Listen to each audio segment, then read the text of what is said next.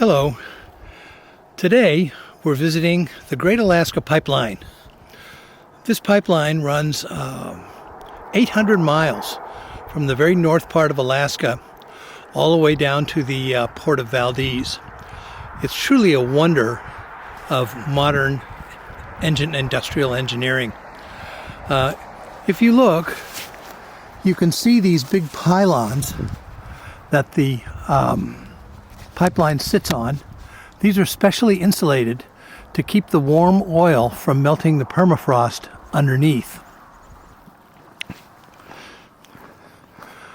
This pipeline runs both above ground and below ground along various parts of its run. Another thing you'll notice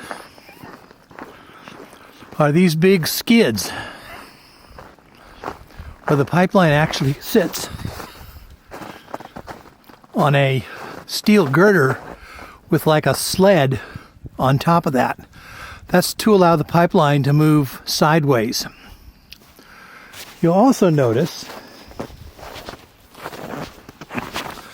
that the pipe makes turns which are seemingly unnecessary.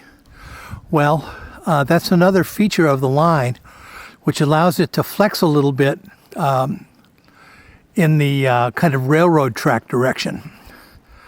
Now, at the very top, you see these big aluminum fins, and these are designed to radiate the heat from the pipeline and to keep it from melting the permafrost on which these big foundations sit.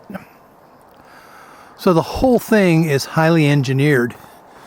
Now, what we're looking at here is the outer jacket of the pipeline. It's thickly insulated, and the actual pipeline itself is quite a bit smaller, and it sits inside this insulated jacket, which keeps the oil flowing. Now over here are some interesting little artifacts.